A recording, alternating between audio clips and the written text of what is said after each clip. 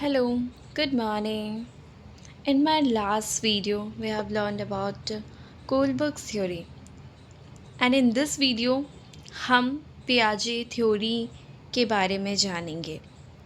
So, Piaget theory of cognitive development. This is given by Jean Piaget. Jean Piaget was born in Switzerland on August 9 in 1986. जिन पियाजे जो थे एक Swiss psychologist थे और एक genetic एपिस्टेमोलॉजिस्ट थे. Genetic एपिस्टेमोलॉजिस्ट कहने का मतलब जिन पियाजे से हैं जो कि एक फ़िलासफ़र थे और उन्होंने बताया कि लाइफ के हर स्टेज में हमारी थिंकिंग अलग होती है और हम हर स्टेज में अलग अलग तरीके से चीज़ों को जानते हैं, सीखते हैं, समझते हैं.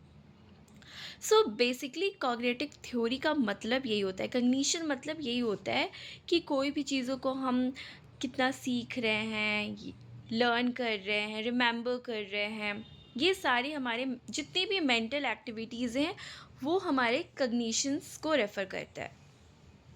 ना पियाजे ने हमें स्कीमा थ्योरी दिया था. स्कीमा थ्योरी क्या है? स्कीमा यही होता है कि मेंटल स्ट्रक्चर जो समय के साथ हम एक बिल्डिंग ब्लॉक की तरह काम करता है, जो हम नॉलेज का एक बिल्डिंग ब्लॉक बनाते हैं हम अपने बर्थ से लेके टिल आर एडल्टहुड तक. ये हमारे पियाजे ने हमें बताया था. जिन पियाजे ने हमें बताया था कि सोचने की जो स्टेजेस होते हैं, जो थिंकिंग होती है हमारी, वो एकदम से कैसे हर एज में चेंज होती है. पियाजे स्टेज ऑफ डेवलपमेंट, उनके 4 स्टेज उन्होंने जो डिफ़ाइन किए हैं वो है सेंसरी मोटर जो कि 0 to 2 ईयर्स तक कहलाता है, प्री ऑपरेशनल जो 2 to 7 ईयर्स तक होता है, कंक्रीट ऑपरेशन 7 to 11 ईयर्स तक और फॉर्मल ऑपरेशन जो कि 11 से टिल 8 एडल्टहुड तक होता है. ना फर्स्ट स्टेज जो कि सेंसरी मोटर स्टेज कहलाता है, जो 2 साल से 4 जो कि जन्म से लेके 2 साल तक होता है, वो है reflex action birth to 30 days, जिसमें बच्चा कोई भी चीज़ों को मुंह में ले करके, सक करके या फिर देख करके या आपकी बातें सुन करके वो सोचने की, समझने की कोशिश करता है. दूसरा है प्राइमरी सर्कुलेशन रिएक्शन जो कि 4th मंथ पे स्टार्ट होता है, जहाँ पे वो अपनी फीलिंग एक्सप्रेस करता है. थर्ड है सेकेंडरी सर्कुलेशन रिएक्शन जो कि 6 मंथ पे, जो हर चीज़ को वो रिपीट करता है, हर एक्शन को. अगर एक बॉल लेके बैठा है तो अब दिन भर वो सिर्फ बॉल ही चाहिए होता है. नेक्स्ट है कोऑर्डिनेशन और सेकेंडरी स्कीमा जो कि 8 to 12 मंथ होता है. इस टाइम पे वो इमिटेट करना शुरू करता है, नई नई स्कीमा को लर्न करना शुरू करता है और जनरलाइज करना शुरू करता है. फिफ्थ है stage of tertiary circular activity जो 12 to 14 मंथ्स तक होता है, जहाँ पे वो बार बार किसी चीज़ को सीखने की कोशिश करता है. लाइक अगर आप उसे एक पेंसिल देते हो तो वो किसी चीज़ को ड्रॉ करने की कोशिश करता है इस स्टेज में. ना नेक्स्ट है invention of new means through mental contribution और ऑब्जेक्ट परफॉर्मेंस जो कि 18 to 14 मंथ्स तक होता है. द सेकेंड स्टेज ऑफ पियाजे वॉज प्री ऑपरेशनल स्टेज जो कि 2 से 7 साल तक होता है. प्री कंसेप्शनल स्टेज भी कहते हैं और इसको इंट्यूटिव स्टेज भी कहते हैं, जहाँ पे बच्चा ईगोसेंट्रिक होता है. ईगोसेंट्रिक मीन्स कि वो अपने नज़रिए से पूरी दुनिया को देखता है. इरिवर्सिबल होता है, वो सेंट्रेशन होता है, वो किसी एक चीज़ पे फोकस नहीं कर पाता है. वो सोचता है मैं खेल भी लूँ, मैं अभी पढ़ाई भी कर लूँ, मैं हिंदी भी पढ़ लूँ, मैं मैथ्स भी पढ़ लूँ. दूसरा होता है एनिमिज्म. एनिमिज्म इस स्टेज में उनको सारी चीज़ें रियल नज़र आती है. लाइक कुछ भी नॉन लिविंग होता ही नहीं. एक डॉल है तो वो भी एक लिविंग थिंग्स है, और एक सूरज है तो वो भी लिविंग थिंग्स है. सारी चीज़ें उसे लिविंग ही नज़र आती है, जिसमें कोई इमोशंस होते हैं इस तरीके का.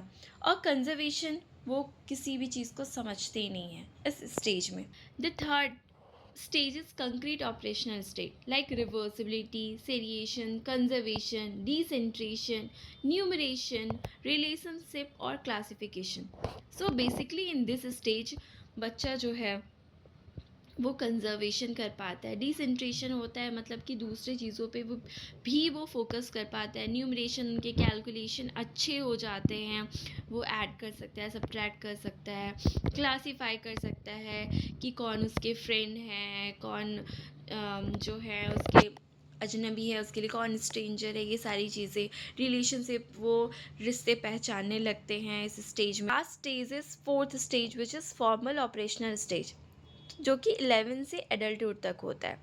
तो इस स्टेज में हमें पियाजे ने ये बताया है कि एक बच्चा जो है वो स्टार्ट करता है लॉजिकली सोचना.